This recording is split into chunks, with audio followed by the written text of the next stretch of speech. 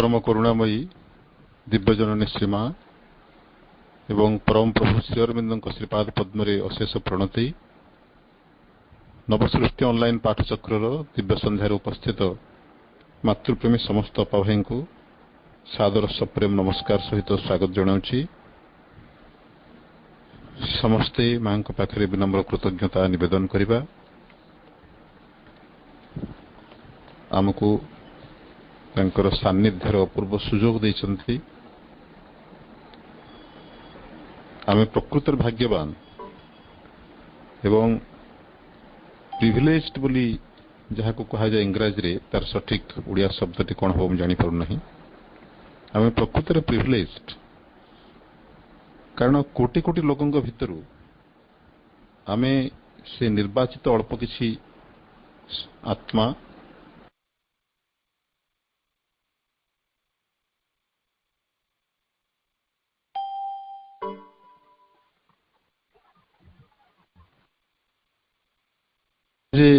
आम ठारू अधिक व्यस्त सेमिति नुहे।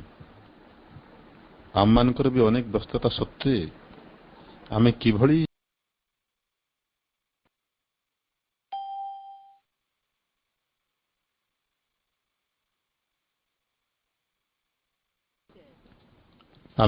मां को पई एते समय बाहर करि परुछंती सेटा तांको ही जणा। सेटा तांकर ही कृपा। तेणु तांको अशेष कृतज्ञता। ता सहित मां को सब बेले आमर चेतनार सर्वाग्रे रखिबा तांको नित्य स्मरण माध्यम रे सब किछि तांको ही निवेदन करिबा। आमर जहाँ सब मानसिक क्रिया मानसिक ज्ञान अर्जन प्रभुंकर बाणीर मर्म जहाँ आम चेतनारे हृदगत होउची ताको मध्य तांको अर्पण करिबा एवं ताहार यथार्थ भाव यथार्थ मर्म एवं आमर यथार्थ कर्तव्य संपर्क रे से मां ही आमको सचेतन करंतु यही प्रार्थना करिबा। तबे प्रभुंकर भावना कारिकार अध्ययन क्रम रे आमे अध्ययन करिचु ए पर्यंत 142 टी कारिका। आज अध्ययन करिबा कारिका संख्या 143, 44 एवं 45। ये तीनोटी कारिका समधर्मी। ये तीनोटी कारिकार केंद्रीय मर्म होची कला संपर्क रे आमर धारणा। कला कहले आर्ट कला विद्या एवं कला सहित जोगर संपर्क। आमर मन रे अनेक समय प्रश्न उठे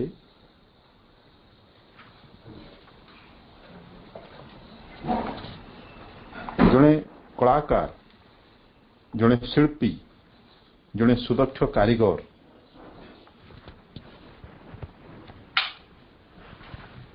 तार समग्र चेतना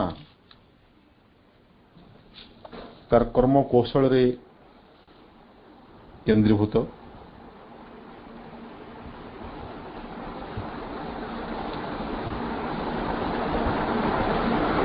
प्रकृत रे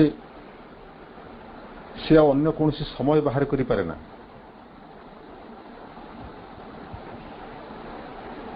योग साधना पाई बा अन्य कौन कार्य पाई। धरतु जड़े अति दक्ष कुशली चित्रकर बा मूर्तिकार बा कवि किंबा संगीतज्ञ वाद्यकार से तार साधना एते निमग्न होई थाए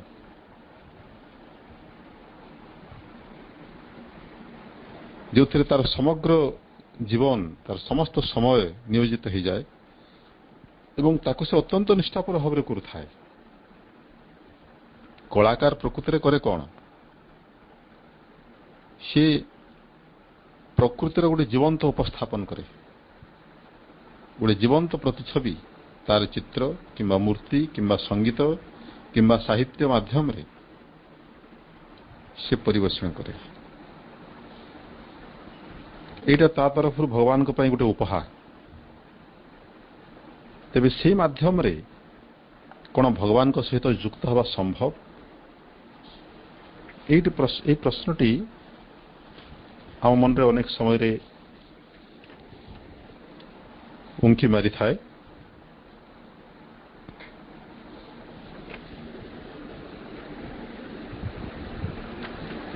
प्रभुंकर ये कार्यक्रम के माध्यम रे आमर से संदेह मोचन हवा सहित यथार्थ मनोभावटी कौन हवा कथा कला प्रति आम समस्तंकर जड़े कलाकार कला एवं कलाकार या प्रति यथार्थ मनोभावटी कौन हवा कथा ए संपर्क में मध्य आमर धारणा स्पष्ट हब। कला विद्यार पश्चात लुकायित यथार्थ सत्यटी प्रभु एठी उद्घाटन करुछंती।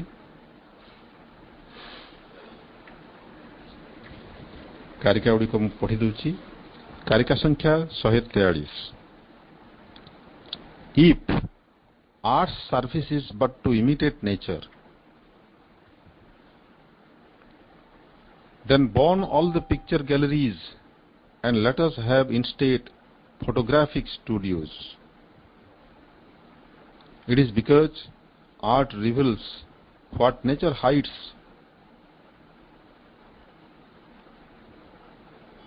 It is because art reveals what nature hides that a small picture is worth more than all the jewels of the millionaires and the treasures of the princess. अर्थात यदि कलार भूमिका हुए प्रकृतिर अनुकरण मात्र तेबे समस्त कला प्रदर्शन कक्ष जाली दियो। ता बदल रे आमे खाली आलोक चित्रशाला बा फोटोग्राफिक स्टूडियो खोला रखिबा। कारण प्रकृति जहाँ लुचेई रखि थाए कला ताकू प्रकट कर दिए बोली खंडे छोट चित्रर मूल्य कोटिपति संचित समस्त मणिमुक्ता और राजन्य वर्गंकर गंताघरटू भी अधिक। संक्षेप रे सरल भाव में बुझा बुझी चेष्टा करिबा ताहले एमती हबो। प्रभु कहउचंती गोटे प्राचीन मतवाद बा गोटे आप्तवाणी कहा जाय पारे गोटे प्रवचन बा गोटे रूढ़ी सूचक मंतव्य कला संपर्क रे पाश्चात्य दर्शन गोटे आसी art is an imitation of life. सबु कला प्रकृतिर गोटे अनुकरण करिथाए बा प्रकृतिर गोटे वास्तव चित्र बा तार रूपरेख तार गोटे प्रतिरूप इमेज से प्रस्तुत करिथाए।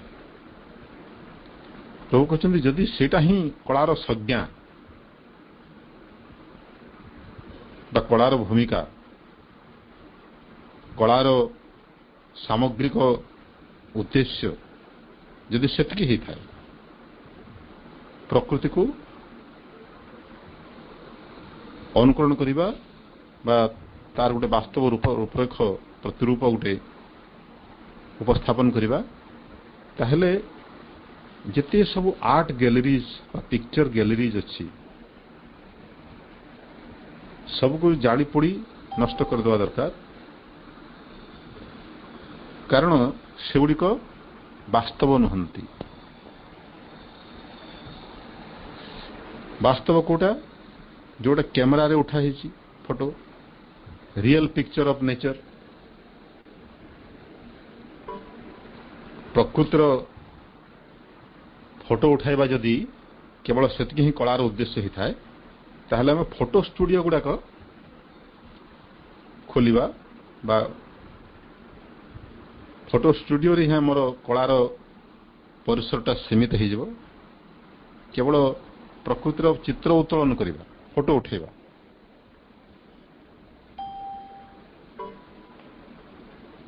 ଏବଂ ପ୍ରକୃତି ଯାହା ଲୁଚେଇ ରଖିଥାଏ କଳା ସେଟାକୁ ପ୍ରକଟ କରିଦିଏ।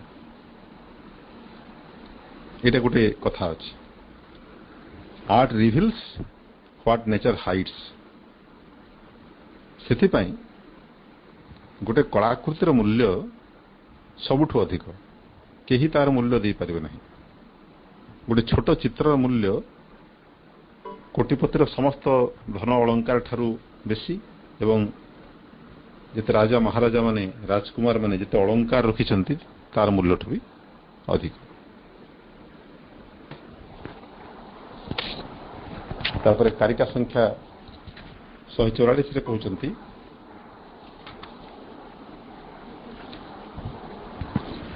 if you only imitate visible nature, you will perpetrate either a corpse, a dead sketch, or a monastery, क्षमा करिए, or a monstrosity. Truth lives in that which goes behind and beyond the visible and sensible. यदि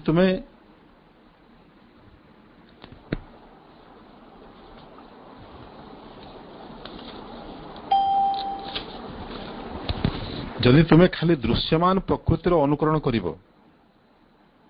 तेबे तुम्हें गोटाए मृत देह किंबा निष्प्राण नक्शा किंबा गोटे विकटता, मॉन्स्ट्रोसिटी बा गोटे मॉन्स्टर रो जहा गुण, गोटे विकट पैशाचिकता, ताकू तुम्हें समाज रे स्थायी करदेव, पार्पिट्रेट करदेव, माने स्थायी करदेव। अर्थात प्रभु कहते जदि दृश्यमान प्रकृति जहाँ हमको देखा जाउछि केवल सेतिकी आमे यदि प्रकृतिर सब किछि बोली भाबिबा एवं ताकू केवल अनुकरण करिबा, जहाँ हमर फोटो चित्र करि थाए, ताहेले सेटा होछि गोटे मृत जिनिसर अनुकरण बा फोटो, गोटे मृत रूपरेख, मृत चित्र किंबा गोटे उत्कट राक्षसत्वर फोटो चित्र, एवं ता द्वारा आम से पुणी समाज रे स्थायी कर दूचे, कारण सबुदिन सेटा स्थायी होकर रहिला। केवल चित्र माध्यम नुहे, आम जो देखईदेले जे एटा ही प्रकृति बोली, सेटा होची से परपेचुएशन ऑफ द डेड।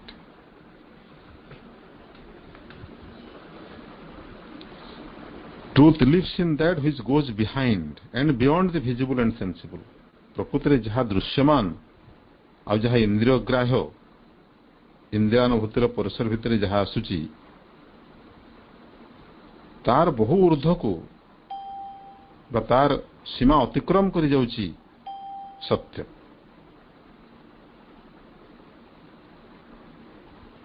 सत्य सीमित नुहे, ये कथाटी प्रभु कहना चाहते जहाँ आमर इंद्रिय माध्यम धरा दौची सत्य सेतिक सीमित नुहे। सत्यर एमती अनेक अंग अच्छी जहाँ आमर इंद्रिय बोधर बाहरे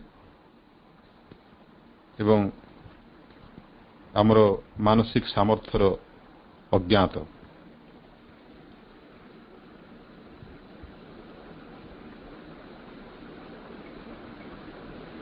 प्रकृतिर कला से प्रकृतिर अदृश्य जिनसटी को जहाँ प्रकृति स्थूल चक्षुरे देखा जाए नहीं बा स्थूल इंद्रिय द्वारा प्रकृति भितर आम जहाँ अनुभव करिपारुना ताकू देखीदेवा हूँ कलार धर्म।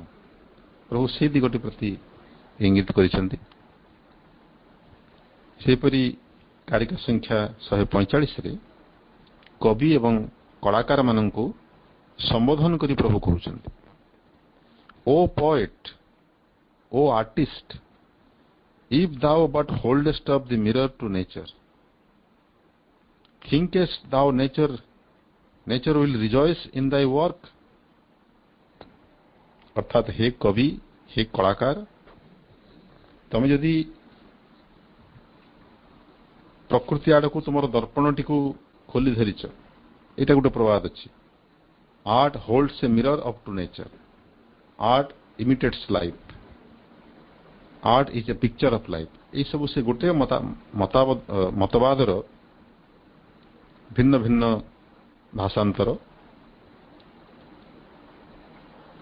तो से अर्थ प्रभु कहते हे कवि, तुम जदि केवल प्रकृति आड़ को निजर दर्पण टी खोली धरीच, चेतनार दर्पण टी, कला माध्यम रे, कला हूँ समाजर दर्पण बा प्रकृतिर गोटे दर्पण, it holds a mirror up to nature बोली कहा जाए। तो कहते जदि तुम प्रकृति आड़ को तुम दर्पण खोली धरीच बा प्रकृतिर चित्र उत्तोलन करुच एवं भावुच जे प्रकृति तुम आचरण खुशी हो,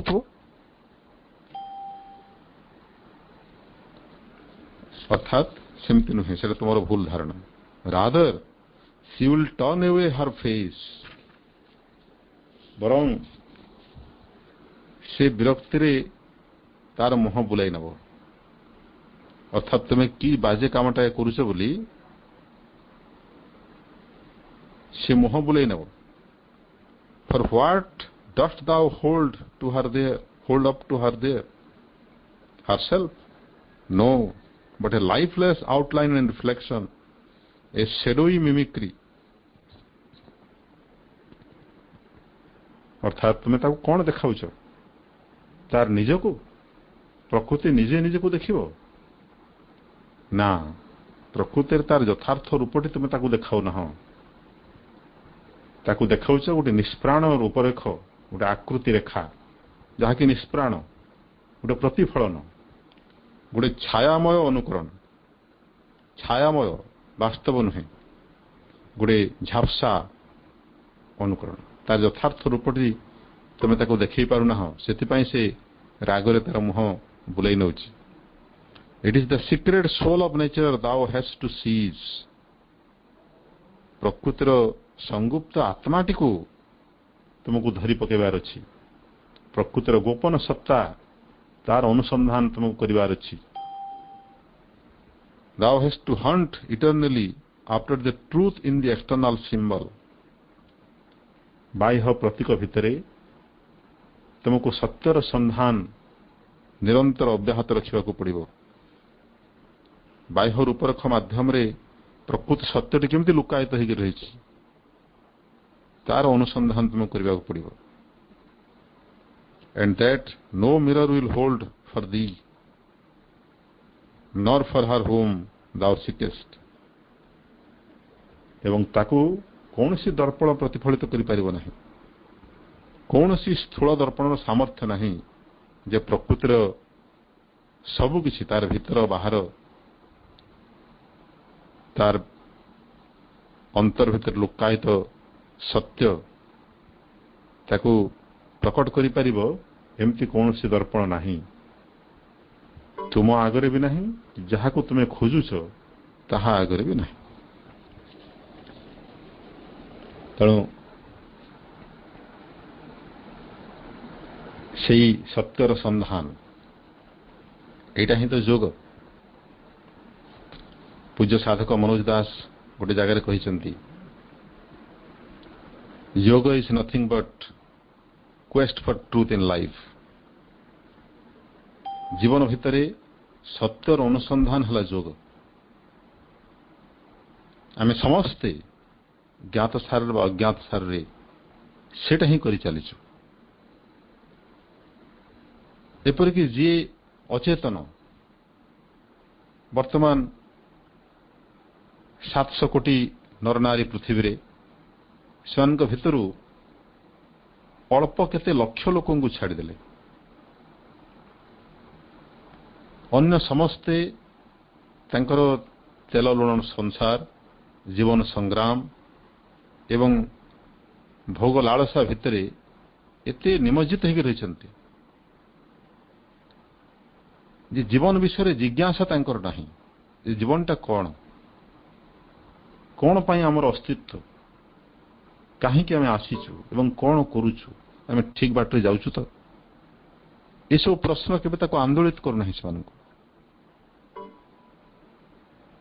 ସେମାନେ ସତ୍ୟର ସନ୍ଧାନୀ ନୁହନ୍ତି ବା ଏପର୍ଯ୍ୟନ୍ତ ହେଇନାହାନ୍ତି, ହେବେ ନିଶ୍ଚୟ। କେବଳ ପାର୍ଥକ୍ୟଟା ସମୟ କେନ୍ଦ୍ରିକ, କିନ୍ତୁ ବର୍ତ୍ତମାନ ସୁଦ୍ଧା ସେମାନେ ସତ୍ୟର ସନ୍ଧାନୀ ହେଇନାହାନ୍ତି। ଯିଏ ସତ୍ୟର ସନ୍ଧାନ କରିବାକୁ ଚେଷ୍ଟା କରିଛି, ଆରମ୍ଭ କରିଛି, ସେ ସଚେତନ ଭାବରେ ଯୋଗ ଅଭ୍ୟାସ କରୁଛି। କିନ୍ତୁ ଯେଉଁମାନେ ସଚେତନ ଭାବରେ ସତ୍ୟର ଅନୁସନ୍ଧାନ କରୁନାହାନ୍ତି, ତାହେଲେ ଅନୁସନ୍ଧାନ କରୁଛନ୍ତି କଣ? ସେମାନେ ଅନୁସନ୍ଧାନ କରୁଛନ୍ତି ସୁଖ, ଇନ୍ଦ୍ରିୟଗତ ସୁଖ ହଉ ପଛେ, ପ୍ରାଣିକ ସୁଖ ହଉ ପଛେ, ସୁଖର ସନ୍ଧାନୀ ସମସ୍ତେ, ସେଥିରେ କେହି ବାଦ ଯିବେ ନାହିଁ ବା ତାକୁ କେହି ଅସ୍ୱୀକାର କରିପାରିବେ ନାହିଁ। କିନ୍ତୁ ସେମାନେ ଜାଣିନାହାନ୍ତି ଯେଉଁ ସୁଖ ପଛରେ ସେମାନେ ଦୌଡୁଛନ୍ତି, ସେ ସୁଖ ହେଉଛି ତାଙ୍କର ଚେତନା ଭିତରେ ଲୁକାୟିତ। କେମିତି କୁହାଯାଏ, କସ୍ତୁରୀ କୁଣ୍ଡଳୀ ନାଭି ମୃଗ ଢୁଣ୍ଡେ ବନ ମାହି।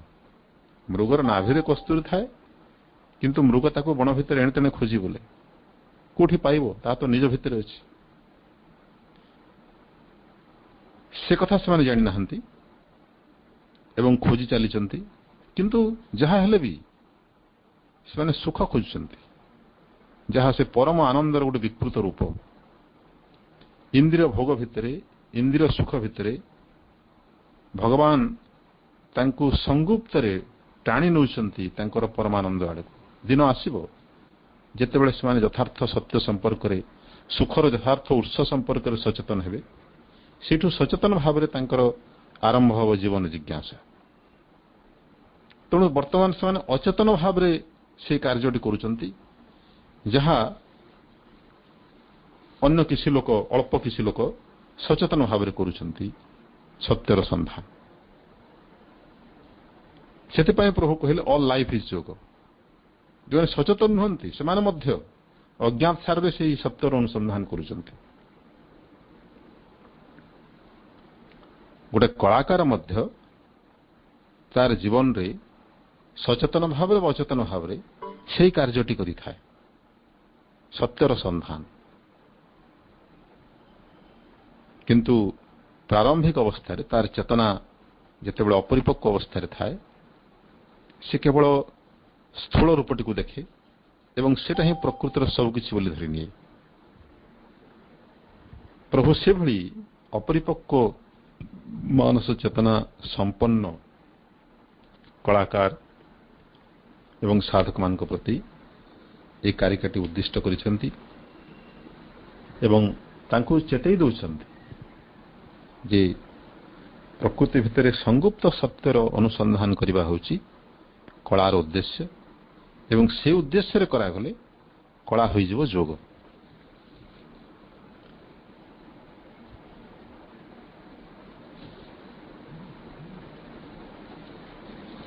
ଏ ତିନୋଟି କାରିକା ଏ ସମ୍ପର୍କରେ ମାଙ୍କର ସଂକ୍ଷିପ୍ତ ମନ୍ତବ୍ୟ ରହିଛି।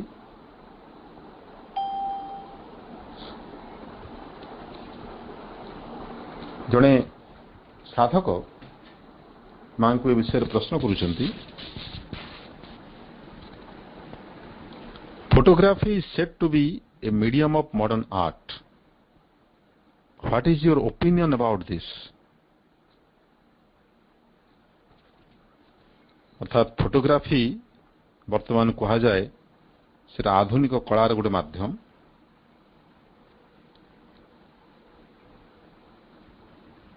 अर्थात आधुनिक समाज रे, वर्तमान समाज रे अनेक प्रसिद्ध कला भितरु फोटोग्राफी बा चित्रोत्तोलन एटा अन्यतम। ए विषय आपणकर मत कौन? ना कहते it all depends on the way in which photography is used. Its natural purpose and common use is documentary. The more exact and precise it is, the more useful it is.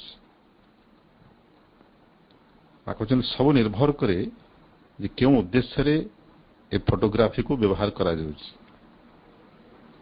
तार प्राकृतिक बा स्वाभाविक उद्देश्य होछि documentary गोटे document प्रदर्शन करबा कोनसी गोटे विषय उपरे गोटे वृत्तचित्र गोटे तथ्य प्रदानकारी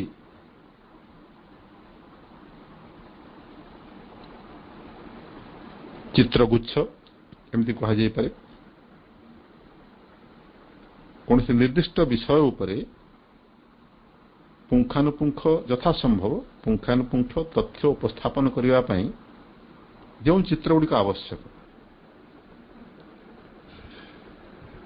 से उद्देश्य रे फोटोग्राफी को वर्तमान व्यवहार करा जाउछि the more exact and precise एटा जेते सुस्पष्ट एवं निर्भुल हबो सेटा सेते व्यवहार उपयोगी हबो but undeniably there are artists who use photography as a medium of expression पूर्वर जो कहगला से उद्देश्य तो समस्ते फोटोग्राफी करती कौन सी गोटे डॉक्यूमेंट आकार तक व्यवहार करने बा तथ्य प्रदान करने तथ्य भित्तिक प्रमाण जोगाइबा फोटोग्राफी बाहर करती किंतु केते फोटोग्राफर बा कलाकार एमती थांती जो माने एई फोटोग्राफी को व्यवहार करती as a medium of expression अभिव्यक्तिर गोटे माध्यम रूपे कौन कहार अभिव्यक्ति सत्यर अभिव्यक्ति बा चेतनार गोटे गुप्त इंगितर अभिव्यक्ति but then what they do is no longer an exact copy of nature सेतेबेले से जहाँ करती सेटा प्रकृतिर गोटे मृत अनुकरण नहीं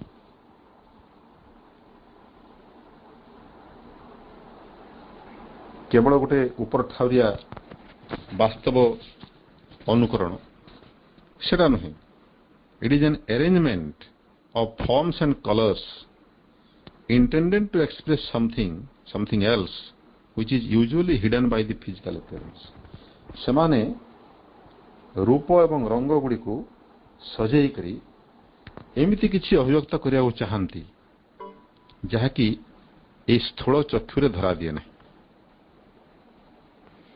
तार बाह्य रूपरेख अंतराल जहाँ थाए जहाँ देखा जाए ना स्थूल रूपरे से भली किछि अभिव्यक्त करते से माने रूप एवं रंगर गोटे सज्जीकरण माध्यम रे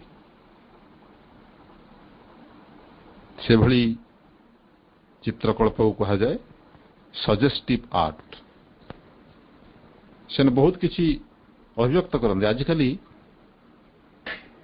कलाकार माने प्रकृत रे एभली विचक्षण बा उच्च चेतना संपन्न हेलेनी जो माने कि केवल प्रकृतिर गोटे स्थूल चित्र प्रदान करूना से बहुत किछि अर्थद्योतक दृश्य उपस्थापन करुचंती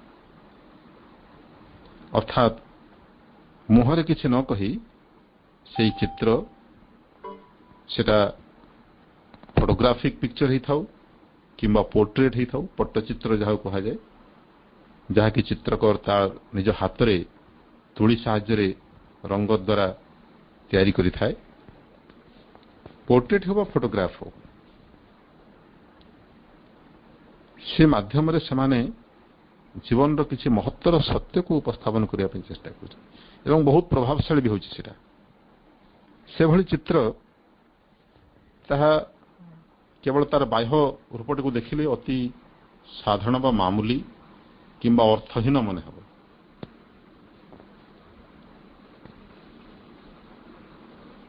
किंतु प्रकृतिर ता भितर लुकायित रही थाए गोटे महत्तर सत्य जहाँकि कथारे कहले एते प्रभावशाली ही न थांता चित्र माध्यम रे सेटा प्रभावशाली हवा सहित निजर आवश्यक उद्देश्य साधन करिबारे समर्थ ही थाए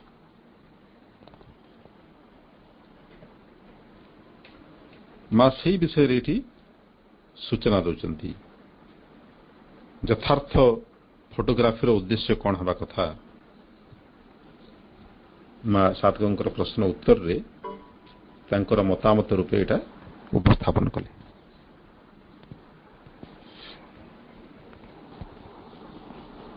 तापरे एटा कारिका संख्या 143 और 44 संपर्क में माँ एटा कहले।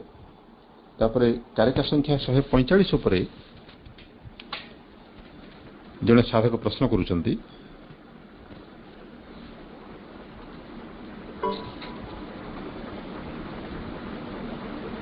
जोठी प्रभु कवि एवं कलाकार मान को संबोधन करी कहउचंती जे तुमे कौन केवल गोटे स्थूल दर्पण धरी रखुच प्रकृति को, अर्थात गोटे फोटोग्राफिक पिक्चर केवल गोटे दर्पणर प्रतिफलन भली तुम प्रकृतिर चित्र उपस्थापन करुच, सेटा यथेष्ट नुहे। कारण ता पश्चात लुकायित रही जो असल सत्य ताहा कौन सी दर्पण प्रतिफलित करि परिबो नाही। ताहा यदि तुम उपस्थापन करि परिबो सेटा हबो कलार सार्थकता। सेथिरे प्रकृतिर आत्मा तृप्त हो, से खुशी हो एवं सेटा केवल तुमरो जीवन लक्ष्य नुहे, प्रकृतिर ही सेटा लक्ष्य। प्रकृति विश्व प्रकृति जड़ प्रकृति आम जहाँ कहूँ आम जी देखुचे गछ पत्र तरु तृण पहाड़ पर्वत नदी नाल ये सब समाहार नुहे, ये सब गोटे गोटे प्रतीक एवं तांकर उपस्थिति माध्यम रे आमको किसी सूचेबा चाहते, आमको किसी जनइबा चाहते। से इंगित आम बुझी पारे है, से इंगित बुझारे रही आमर जीवन सार्थकता एवं प्रकृतिर अस्तित्वर मध्य सार्थकता। तो से संपर्क में प्रभु जो सचेतन करुछंती कवि कलाकार मान को केवल नुहे आम समस्त को। ए संपर्क में जड़े साधकों प्रश्न, what is this external symbol which Sri Aurobindo speaks of here. इठी एक्सटर्नल सिंबल बोली गोटे टर्म गोटे शब्दगुच्छ प्रभु व्यवहार करछंती, प्रकृति तार अर्थ कौन। से एक्सटर्नल सिंबल शब्दटी प्रभु जो वाक्य रे उल्लेख करछंती सेटा मैं आउथरे पढ़ी दउची। It is the secret soul of nature thou hast to seize, thou hast to hunt eternally after the truth in the external symbol।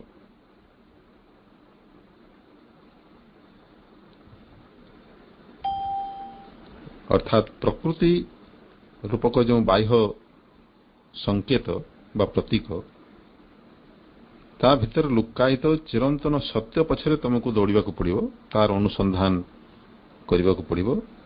प्रकृतिर गुप्त आत्मा को तुमको धरने को पड़ो। तो एक्सटर्नल सिंबल टी कौन।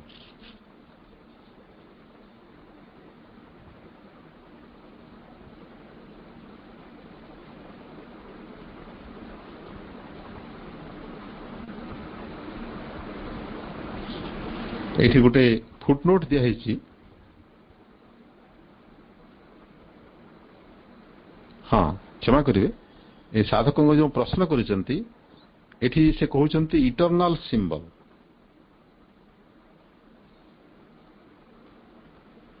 किंतु प्रभुंकर कारिकारे प्रभु जो व्यवहार करिसेंती शब्द सेटा होची एक्सटर्नल सिंबल। से विषय गोटे फुटनोट दिखाई, यदि translation used was based on A text which read eternal symbol instead of external symbol। माने ये बहीटी जो अनुदित होईची बोधे माँ फरासी भाषा रे कथोपकथन जारी रखी थे, ताको पुणी अनुवाद करा जायछि इंग्रजी रे एवं से मूल टेक्स्ट रे माने पांडुलिपि रे ए जगह रे एक्सटर्नल सिंबल लिखा नहीं करी इटर्नल सिंबल लिखा है। ତେଣୁ ଡାଇରେକ୍ଟ ସେଇ ଶବ୍ଦଟାକୁ ଏଠି କୋଟ୍ କରାହେଇଛି। ଜଣେ ଜିଜ୍ଞାସୁ ହୁଏତ ସେଭଳି ପ୍ରଶ୍ନ କରିଛନ୍ତି, ଏକ୍ସଟର୍ନାଲ ସିମ୍ବଲ ଜାଗାରେ ଇଟର୍ନାଲ ସିମ୍ବଲ ସେ ପ୍ରୟୋଗ କରିଛନ୍ତି ଏବଂ ମା ଉତ୍ତର ଦେଉଛନ୍ତି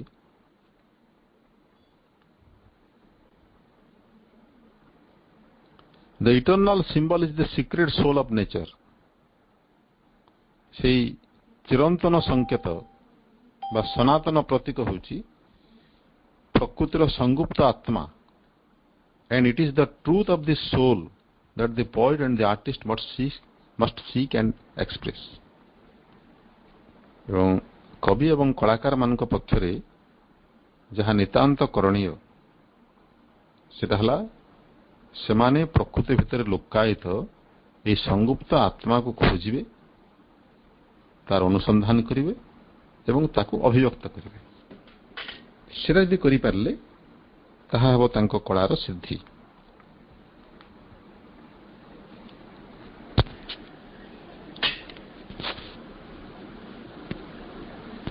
ଏବଂ ମା ଏହା ଉପରେ ଆଉ ଅଧିକ କିଛି ପ୍ରାଞ୍ଜଳ ଭାବରେ ଉପସ୍ଥାପନ କରିନାହାନ୍ତି।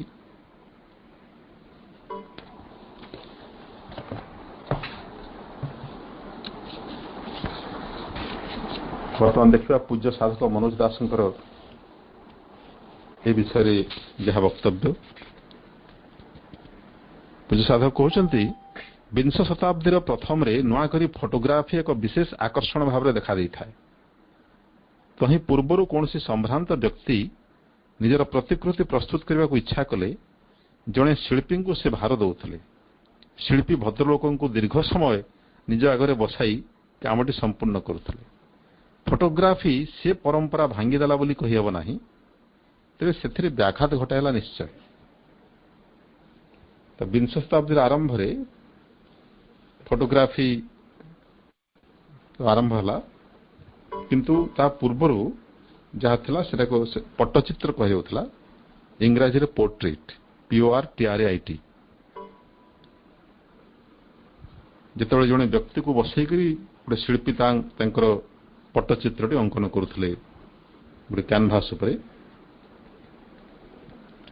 ଏକା ସମୟରେ କଳା ଓ ସାହିତ୍ୟରେ ବାସ୍ତବବାଦ ନାମରେ ଏଭଳି କିଛି କିଛି ତତ୍ତ୍ୱର ଅବତାରଣା କରାଗଲା ଯାହା କଳାର ଗୁରୁତ୍ୱ ସମ୍ପର୍କରେ ସାଧାରଣ ଜନମାନସକୁ କିଞ୍ଚିତ ବିଭ୍ରାନ୍ତ କରିଥିଲା ବୋଲି ମନେ ହୁଏ। ଅନ୍ତତଃ ସାମୟିକ ଭାବରେ କଳ୍ପନା, ପ୍ରେରଣା ଏସବୁ ଅପେକ୍ଷା ସ୍ଥୂଳ ବସ୍ତୁ ଅବସ୍ଥାର ଅବିମିଶ୍ର ରୂପ ଉପରେ ଅଧିକ ମୂଲ୍ୟ ଆରୋପିତ କଲା। ବାସ୍ତବବାଦ ବା ରିଏଲିଜମ ଏଇଟା ବିଂଶ ଶତାବ୍ଦୀର ଅନ୍ୟତମ ବିପ୍ଳବ ବା ଆନ୍ଦୋଳନ ସାହିତ୍ୟିକ କ୍ଷେତ୍ରରେ, କଳା କ୍ଷେତ୍ରରେ, ଯୋଉଠି ଇମାଜିନେସନ ବା କଳ୍ପନା ଏବଂ ଇନ୍ସପିରେସନ ବା ପ୍ରେରଣା, ଯୋଉଟାକି ସୂକ୍ଷ୍ମ ଜିନିଷ ଯାହା କଳାକାରକୁ ପ୍ରଭାବିତ କରିଥାଏ, ୟାକୁ ଗୁରୁତ୍ୱ ଦିଆହେଲା ନାହିଁ। କେବଳ ସ୍ଥୂଳ ଚିତ୍ରର ଉପସ୍ଥାପନ, ସ୍ଥୂଳ ପ୍ରକୃତି ବା ସ୍ଥୂଳ ବାସ୍ତବତାର ଉପସ୍ଥାପନ ଉପରେ ଗୁରୁତ୍ୱ ଦିଆଗଲା। ଏଇଟା ନିଶ୍ଚିତ ଭାବରେ କଳାର ଗୋଟେ ଅବକ୍ଷୟ ବୋଲି କୁହାଯିବ ବା ଅଧପତନ ବୋଲି କୁହାଯିବ। ପୂଜ୍ୟ ସାଧକ କହୁଛନ୍ତି, ଆମେ ପ୍ରାୟତଃ ଭୁଲିଯାଉ ଯେ ବାସ୍ତବତାର ବହୁ ସ୍ତର ରହିଥାଏ। ସାଧାରଣ ଅର୍ଥରେ ବାସ୍ତବତା ବୋଇଲେ ଅନେକ ବଞ୍ଚିବାର ଉପାୟ ଓ ପଦ୍ଧତିକୁ ବୁଝାଇଥାନ୍ତି। ଖାଦ୍ୟ, ବସ୍ତ୍ର, ଆଶ୍ରୟ ସକାଶେ ଜୀବନ ସଂଗ୍ରାମ ଓ ତତ୍ ସଂକ୍ରାନ୍ତୀୟ ବାଧା ବିପତ୍ତି, ସମସ୍ୟା ଓ ସଂକଟ ତଥା ସେସବୁର ମୁକାବିଲା ଦିଗରେ ମଣିଷର ଚେଷ୍ଟା ପ୍ରଚେଷ୍ଟା ଏହି ପର୍ଯ୍ୟାୟର ବାସ୍ତବତା। ବର୍ତ୍ତମାନ ବାସ୍ତବତା କହିଲେ କେବଳ ସ୍ଥୂଳ ଜୀବନକୁ ଆମେ ବୁଝିଥାଉ, ଆବଶ୍ୟକତା ପରିପୂରଣ। ଧରାଯାଉ ଏ ଦିଗରେ ମଣିଷ ସମାଜରୁ ସମସ୍ତ ସମସ୍ୟା ଅପସରିଗଲା। ଧରାଯାଉ ଏ ଦିଗରେ ମଣିଷ ସମାଜରୁ ସମସ୍ତ ସମସ୍ୟା ଅପସରିଗଲା, ନିଜର ଯାବତୀୟ ଅଭାବ ଅସୁବିଧା ଦୂର ହୋଇଗଲା, ତିଷ୍ଠି ରହିବା ନିମନ୍ତେ ଯାହା ଆବଶ୍ୟକ ସବୁ ମିଳିଗଲା। ତାପରେ ସେ ସନ୍ତୁଷ୍ଟ ହୋଇ ତୁଚ୍ଛା ମୃତ୍ୟୁକୁ ବାଟ ଚାହିଁ ରହି ଜୀବନ ବିତାଇବ କି? ଉତ୍ତମ ଖାଦ୍ୟପେୟରୁ ଯେତିକି ସନ୍ତୋଷ ମିଳିଲା, ତାଠାରୁ ଗୁଣଗତ ଅଧିକ ସନ୍ତୋଷ ପାଇଁ ସେ ସୁନ୍ଦର ସଙ୍ଗୀତଟିଏ ଶୁଣିବାକୁ ମନ ବଳାଇବ ନା କହିବ ସଙ୍ଗୀତଟା ବାସ୍ତବ ନୁହେଁ, ଆମେ ବାସ୍ତବ ଜୀବନରେ ଛନ୍ଦ ବା ସୁର ଯୋଗେ ଆଳାପ ଆଲୋଚନା କରୁନା, ସଙ୍ଗୀତରେ ପେଟ ପୁରେ ନାହିଁ କିମ୍ବା କୌଣସି ମାଲି ମକଦ୍ଦମା ଛିଡ଼େ ନାହିଁ। ପୂଜ୍ୟ ସାଧକଙ୍କର କହିବାର ଉଦ୍ଦେଶ୍ୟ ହେଲା ଯେ ମଣିଷ ଜୀବନରେ କେବଳ ଖାଇ ପିଇ ବଞ୍ଚିବାକୁ ସର୍ବସ୍ୱ ବୋଲି ମନେ କରେ ନାହିଁ।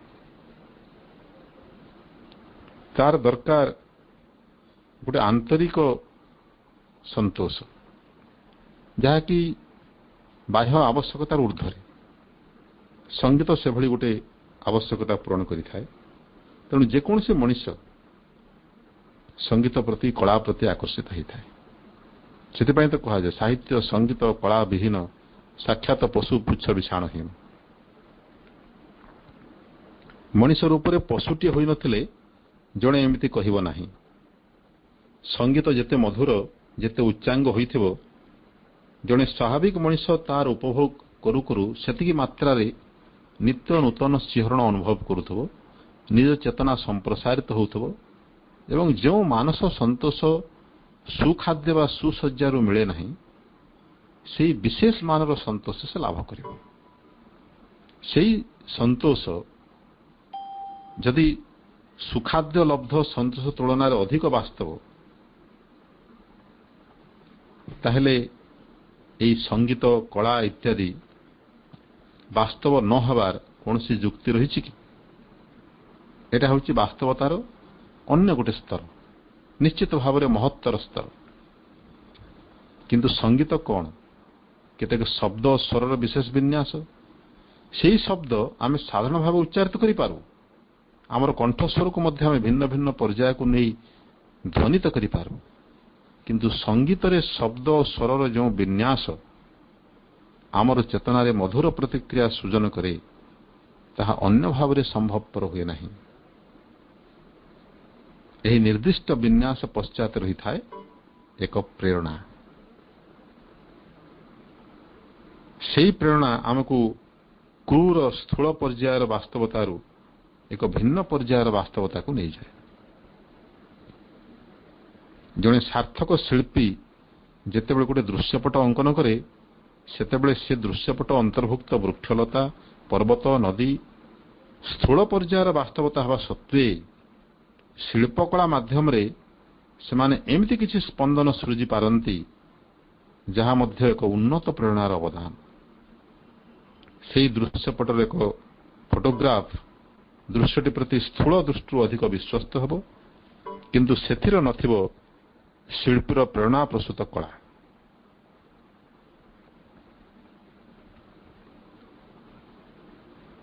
ତେଣୁ ସମସ୍ତ ସ୍ଥୂଳ ବସ୍ତୁ ଏକ ଏକ ପ୍ରତୀକ, ବହୁ ସୂକ୍ଷ୍ମ ରହସ୍ୟର, ବହୁ ଅଜଣା ଐଶ୍ୱର୍ଯ୍ୟର ଅପ୍ରକଟ ବିଭୂତି ତହିଁ ଭିତରେ ଲୁଚି ରହିଥାଏ। ଏସବୁକୁ ଯୁକ୍ତି ଦ୍ୱାରା ପ୍ରତିପାଦିତ କରାଯାଇପାରିବ ନାହିଁ, କିନ୍ତୁ ଅନୁଭବ କରାଯାଇପାରିବ। ତେଣୁ ବାସ୍ତବବାଦ ନାମରେ କଳାକାରର କଳ୍ପନା ଶକ୍ତି ଓ ପ୍ରେରଣାକୁ ଖର୍ବ କଲା ଭଳି କେତେକ ବିଧାନ ପ୍ରବର୍ତ୍ତନ କରିବାକୁ ବାହାରିଥିଲେ ସେତେବେଳେ ତଥାକଥିତ କେହି କେହି ଆଧୁନିକ ପନ୍ଥୀ। ଶ୍ରୀ ଅରବିନ୍ଦ ସେଭଳି ମନୋବୃତ୍ତି ପ୍ରତି ଏହି କାରିକା ତିନୋଟି ମାଧ୍ୟମରେ ତୀର୍ଯ୍ୟକ ମନ୍ତବ୍ୟ ଦେବା ସଙ୍ଗେ ସଙ୍ଗେ କଳାର ପ୍ରକୃତ ଧର୍ମ ସମ୍ପର୍କରେ ଆମକୁ ସଜାଗ କରିଦେଇଛନ୍ତି।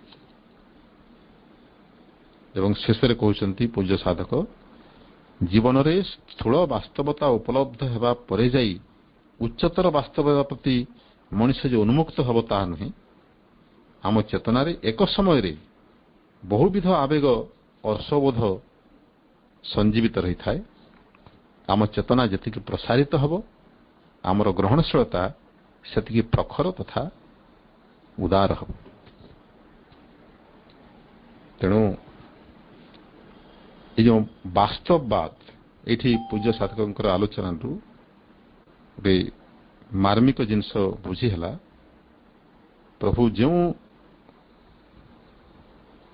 ମୁଖ୍ୟ ଧାରଣା ଉପରେ ଗୋଟେ ତୀର୍ଯ୍ୟକ ଉଠାତାଘାତ କରୁଛନ୍ତି ବା ବିଦ୍ରୂପ କରୁଛନ୍ତି, ସେଟା ହେଉଛି ବାସ୍ତବବାଦ। ବାସ୍ତବବାଦ ନାଁରେ ଅନେକ ସୂକ୍ଷ୍ମ ଜିନିଷକୁ ଆଧୁନିକ ମଣିଷ ଏଡ଼େଇ ଯାଉଛି, ବିଶେଷ କରି ପାଶ୍ଚାତ୍ୟ ଦର୍ଶନ। ଏଇଟା ଭାରତୀୟ ଦର୍ଶନ ଏହା ଦ୍ୱାରା प्रायतः प्रभावित ही नहीं। कारण भारतर आत्मा होची आध्यात्मिकता एवं स्थूलरू सूक्ष्म आड़ को यात्रा करवाटा होची भारत चेतनार मूल स्वभाव। तेणु यहाँ पाश्चात्य चेतना जहाँ स्थूलवादी वस्तुवादी एवं यही वास्तववाद ना रे जो कलार आत्माटी को नष्ट कर दिया जाउछि ता उपरे प्रभुंकर मंतव्य। प्रकृत में कलार आत्मा रही तार अंतर्निहित संगुप्त सत्य रे। कला केवल बाह्य रूपटी को प्रदर्शन करे नहीं, तार भितर लुकायित सत्य को से अभिव्यक्त करने चेष्टा करे। एवं आमर चेतना जितकी प्रसारित हो आमर ग्रहणशीलता से बढ़िबो एवं आमे कला भितर लुकायित से इंगितटी बुझीपर। तेणु उभय कथाटी ये परस्पर परिपूरक। कलार जो पावर ऑफ एक्सप्रेशन तार अभिव्यक्तिर सामर्थ्य एवं आमर ग्रहणशीलता बा चेतनार प्रसारण ये परस्पर परिपूरक। कला मध्य आमर चेतना को प्रसारित करिवारे सहायता करिथाए एवं आमर चेतना जितकी प्रसारित ही जाउ थाए आमर ग्रहणशीलता जितकी बढ़ी बढ़ी जाउ थाए आमे से अनुसारे कला भितर लुकायित गुप्त इंगितटी बुझिबारे समर्थ है। तेबे आउ अधिक ए विषय मोर कहबार नहीं, समय भी बहुत हो गलानी। आज भावना कारिकार आलोचना को ये विराम दी समस्त भाई को आंतरिक धन्यवाद देवा सहित मां पाखे विनम्र कृतज्ञता ज्ञापन कर रहुछि। वंदे मातरम।